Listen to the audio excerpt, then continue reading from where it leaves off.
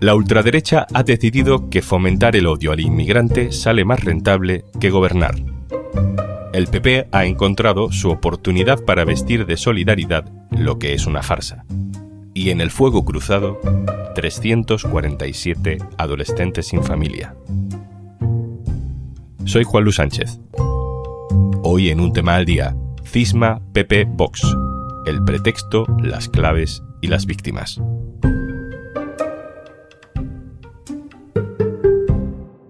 Una cosa antes de empezar. Tenemos una super oferta para ti. Por solo 3,25 € al mes puedes disfrutar de todos los contenidos de eldiario.es y Podimo. Y ahora, además, podrás ver antes que nadie las entrevistas de Un Tema al Día, que ya sabes, están en exclusiva en Podimo. Tienes todos los detalles en eldiario.es/promopodimo. Crisis política, crisis institucional, ideológica o quizá solo táctica en la derecha española. Vox ha decidido salirse de los gobiernos autonómicos de coalición que mantenía con el PP en Murcia, en Castilla y León, en Comunidad Valenciana, en Extremadura y en Aragón. Es la drástica respuesta de Vox a la posición del PP respecto a la acogida de menores inmigrantes en diferentes comunidades autónomas. ¿O ese es el pretexto? ¿Ese es el argumento? Porque estamos hablando de un problema tan pequeño, casi un mero asunto administrativo, sobre el que se ha construido una montaña de xenofobia. Ninguno de los menas que roban, que agreden o que violan en la Casa de Campo de Madrid o en el resto de las ciudades españolas han venido a aportar nada a España, señorías. Estamos hablando de que en Canarias hay unos 2.000 menores acogidos. Estamos hablando de que para este año hay que intentar realojar en otros lugares de la península a 300 y pico. Estamos hablando de que comunidades donde viven millones de personas, donde reciben cada año a cientos de miles de turistas o estudiantes o migrantes de paso, estamos hablando de que esas comunidades acojan a 20 niños, a 20 adolescentes que han llegado aquí sin familia. Y eso se convierte en el gran asunto que determina la gobernabilidad de 5 comunidades autónomas. Vamos a ver qué hay detrás de este sinsentido. Vamos a saludar a 2 compañeros de la redacción del diario.es que han seguido de cerca los detalles de este asunto. Aitor Ribeiro, hola. ¿Qué tal, Juanlu? ¿Cómo estás? Gabriela Sánchez, hola. Hola, ¿qué tal, Juanlu?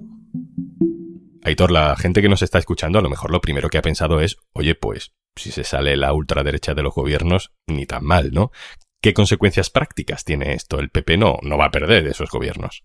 Claro, la cuestión es que las 5 comunidades autónomas de las que sale Vox tiene presupuestos aprobados, por lo tanto, los gobiernos autonómicos pueden operar este año e incluso el año que viene con las cuentas prorrogadas y no sería tan complicado, ¿no? Y además, el Partido Popular tiene asegurado, entre comillas, que va a retener el gobierno porque la alternativa sería que Vox apoyara una moción de censura de un candidato del Partido Socialista. Este miércoles en el Partido Popular estaban literalmente exultantes en la dirección nacional. Estaban contentos de esa decisión que ya por la mañana se antojaba muy difícil de revertir, porque han conseguido, un año después de las elecciones del 23 de mayo, retener todos los gobiernos autonómicos, incluso aquellos en los que no tenían mayoría suficiente para gobernar, como Extremadura, en el que perdieron las elecciones pero consiguieron gobernar, los retienen, pierden al socio incómodo para ellos. Feijóo deja de tener el lastre en cada debate con Pedro Sánchez sobre sus alianzas con la extrema derecha y ocupan todo el poder autonómico otra vez, es decir, todas aquellas consejerías y espacios de poder que habían cedido a Vox, lo recuperan para el Partido Popular. Y Vox tampoco tiene como mucha alternativa, es decir, podrá no votar a favor de algunas leyes, podrá hacer mucho ruido desde parlamentario, podrá ser más contundente en sus declaraciones contra el PP y su entreguismo al pactismo con Pedro Sánchez y lo que ellos quieran, pero la realidad es que no van a tener mucha maniobra para, o ninguna, me atrevería a decir, para tumbar los gobiernos autonómicos del PP. Y entonces, Aitor, ¿por qué? ¿Por qué abandona a Vox los gobiernos autonómicos? Ahora Gabriela nos contará los detalles de todo ese debate sobre inmigración, pero el asunto no es ni mínimamente trascendente como para determinar 5 gobiernos autonómicos. ¿Qué está pasando en realidad?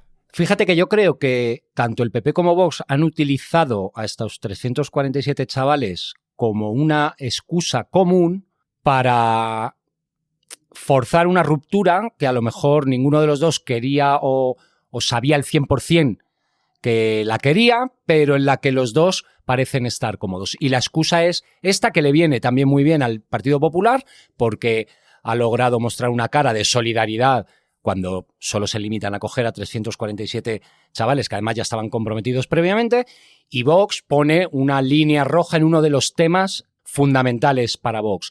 Y no solo para Vox, y yo creo que aquí está la razón, sino también para el nuevo partido que le ha surgido por la derecha, que es el de Alvise, que habla de deportaciones masivas, de cárceles para delincuentes migrantes, porque en Vox, ten en cuenta, Juanluc, que se han dado cuenta de que Alvise les ha robado mucho voto el 9J, cuando las encuestas daban un 13, un 12% a Vox y apenas llegó al 10% y surgió con 800.000 votos, una fuerza muy potente y, como decía, con un discurso mucho más extremo que el suyo en materia de inmigración. Lo que podemos deducir es que Vox va a hacer de la inmigración, de la política migratoria y de todo lo que hay aparejado a eso, el eje central de su discurso de aquí al próximo ciclo electoral. Aitor Ribeiro, muchas gracias. Gracias a ti, Juanlu. Décadas de trabajo en la ultraderecha para llegar al poder en democracia y todo por la borda en menos de un año. Vamos a ver si tiene alguna lógica política, si es mínimamente proporcional todo este lío por una situación que, Gabriela, voy ya contigo, empieza con una reunión entre el gobierno central y las comunidades autónomas esta semana. ¿Qué es lo que pedía el gobierno y el gobierno de Canarias también, que por cierto es del PP? Por un lado, pretendían sacar adelante un acuerdo pendiente que ya deberían haber votado hace un mes, que consiste en el reparto voluntario de unos 300 y pico menores por distintas comunidades autónomas, que es un reparto que llevan haciendo desde hace años y que se trata simplemente de la prórroga de ese acuerdo. Y por otro lado está el objetivo de crear un sistema que deje de ser voluntario y sea obligatorio y automático, para que en momentos de crisis como los que se está viviendo en Canarias, los menores se puedan repartir de una forma rápida, sin tantos trámites, y que no se tengan que sentar y negociar cada vez que ocurra algo así. Para implantar ese sistema automático de reparto anual, si no me equivoco, hay que reformar una ley. ¿Qué dicen las comunidades del PP? Se han mostrado muy ambiguas. Hay comunidades que sí que han trasladado la idea de que no les convence que sea obligatorio, sino que prefieren que sea un sistema consensuado, lo llaman, pero no han mostrado su opinión en bloque, y en la reunión del miércoles han dicho que necesitan más tiempo para estudiar la propuesta de esta reforma, el borrador que les presentó el gobierno. Tienen bastante polémica interna porque, por un lado, el PP forma parte del gobierno de Canarias y sabe de la importancia de un reparto obligatorio de estas características. Vale, eso es lo que se pedía. ¿Qué es lo que se ha acordado finalmente y que ha provocado este estallido de Vox? Lo único que se ha acordado es un reparto voluntario, es decir, no vinculante, de 347 menores. Es decir, es una prórroga de los acuerdos que llevan haciéndose desde hace años voluntarios. No es nada nuevo, ni tampoco es obligatorio, y puede ocurrir, como ha ocurrido anteriormente, que las comunidades autónomas no lo cumplan y no se produzcan estos traslados, o se produzca una mínima parte de ellos. De hecho, eso es lo que ocurrió el año pasado, ¿no? Sí, el año pasado los cumplimientos son muy minoritarios e incluso 12 comunidades no acogieron a ni uno, a pesar de recibir esos fondos que, si no llegan a producirse los traslados, tendrán que devolver en algún momento. En 2022 y 2023 solo se han producido un 20% de todos esos traslados comprometidos. Es decir, este acuerdo, que sí que se aprobó el miércoles, no es garantía de que se vayan a repartir efectivamente estos niños por las diferentes comunidades autónomas. Por darle un tamaño práctico, y parece que estamos deshumanizando, ¿no?, las historias personales de cada uno de ellos, pero ahora te preguntaré por eso. Por darle un tamaño práctico al tema del que estamos hablando, que parece tan inasumible para la derecha. ¿De cuántos menores estamos hablando? ¿Cuántos llegarían a cada comunidad si se cumpliera el acuerdo, que ni siquiera es nuevo? Las cifras varían en función de cada comunidad porque se valora en criterios como puede ser la población, la renta, los menores que ahora mismo acogen, etcétera. Pero para que te hagas una idea, en las comunidades que gobierna precisamente el PP y Vox, por ejemplo, en Aragón corresponderían unos 20 menores. En la Comunidad Valenciana aproximadamente también 20 o 30 menores. En Murcia 16. Es decir, se ha roto un gobierno por 16 o 20 menores. Gabriela, ¿por qué hay que trasladar a esos menores que están en Canarias a otros sitios de la península? ¿Cuál es su situación ahora mismo? Canarias lleva años absolutamente desbordada y cada vez más respecto a la acogida de menores. Ahora mismo hay en Canarias unos 5.600 menores y tiene capacidad de acogida, calculan, para unos 2.000.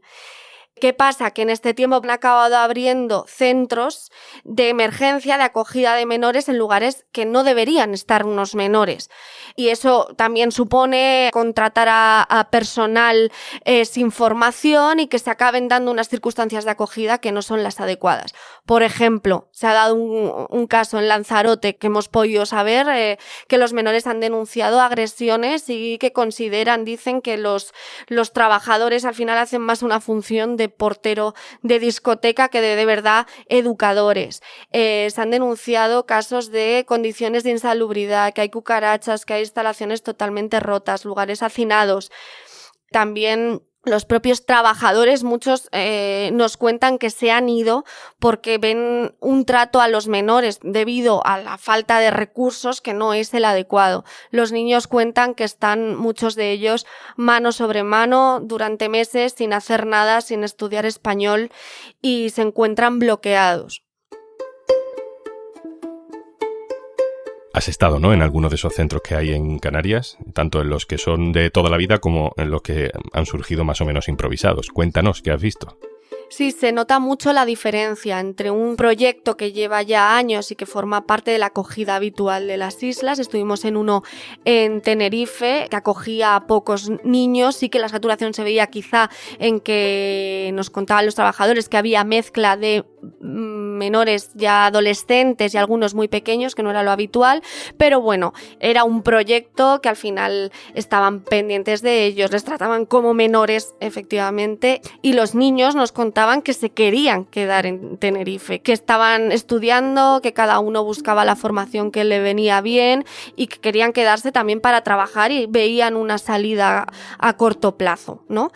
Sin embargo, la imagen es totalmente diferente. Por ejemplo, en El Hierro, donde uno de los centros está totalmente saturado, y los chavales nos decían que incluso querían ser reconocidos como mayores de edad, porque algunos ya sabes que están pendientes de pruebas para determinar su edad real, y aunque sean menores de edad, ellos decían que ojalá les saliese mayor porque se querían ir de allí, porque no, el personal, muchos de ellos no estaban formados para ello, no, aunque intentaban hacer actividades no eran suficientes y estaban en una situación desbordada y no se veían protegidos, y para eso preferían hacer su vida como supuestos adultos. La última, Gabriela, tú llevas muchos años siguiendo fenómenos migratorios, también has estado siguiendo lo que sucede con los menores migrantes no acompañados en el debate político, ¿no? Has vivido la demonización de la palabra mena, ¿no? Pero ¿qué sensaciones has tenido esta semana cuando ves que las placas tectónicas de la política se mueven por 20 niños por comunidad?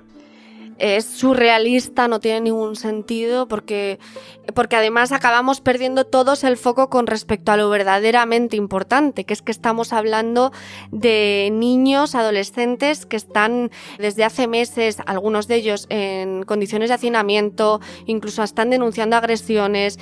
El gobierno de Canarias está incluso planteándose la idea de poner carpas en un muelle para acoger a menores, y sin embargo el foco se ha ido, lo vimos incluso el propio miércoles después de la reunión que estábamos hablando del tema importante que eran los menores, y al final el foco, por el discurso xenófobo de Vox, acaba yéndose, ¿no? Y acaba teniendo efecto esa instrumentalización de los menores por unas cifras totalmente asumibles y que podrían hacer que unos chavales estén en una situación mucho mejor. Entonces, sí, es una situación de impotencia, ¿no? Porque estamos trabajando, intentando contar la situación de los menores y al final todo eso parece que da igual y acaba teniendo peso la utilización de estos chavales por parte de un discurso de extrema derecha.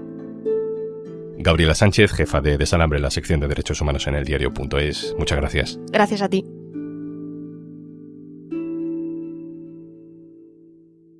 Y antes de marcharnos... Hola, soy Juanjo de Podimo y te recomiendo hoy un podcast que, aunque no lo parezca por su título, está lleno de humor, de curiosidades y de un montón de cosas que aprender mientras pasas un rato divertido, que es como me gusta a mí personalmente aprender. ¿Qué crimen obligó a Caravaggio a huir de Roma? En lo de la raqueta, que no era una raqueta. ¿Cómo se llamaba la mujer de Harald Hardrada? ¿Puedo pasar a la siguiente pregunta y ahora volvemos? No. Decidme otro nombre por el que se haya conocido al Coliseo en el pasado. Philips Arena. El Wanda. Vodafone Sol. ¿Quiénes fueron los 3 miembros del segundo triunvirato? Pues estaba Marco Antonio y estaba los lípidos. Pues sí, se llama Gente Muerta y puedes escucharlo completo y descubrir un montón de podcasts y audiolibros que solo puedes escuchar en nuestra app. Así que descárgatela si ya no la tienes. Porque además tienes una promo de 3,25 euros al mes para que disfrutes de todos los contenidos de eldiario.es y Podimo, solo si entras en eldiario.es/promopodimo. Esto es Un Tema al Día, el podcast del diario.es. Si te gusta lo que hacemos, necesitamos tu apoyo. Hazte socio, hazte socia del diario.es en eldiario.es/socio. El podcast lo producen Carmen Ibáñez, Marcos García Santonja e Izaskun Pérez. El montaje es de Pedro Nogales. Yo soy Juan Luis Sánchez. El lunes, otro tema.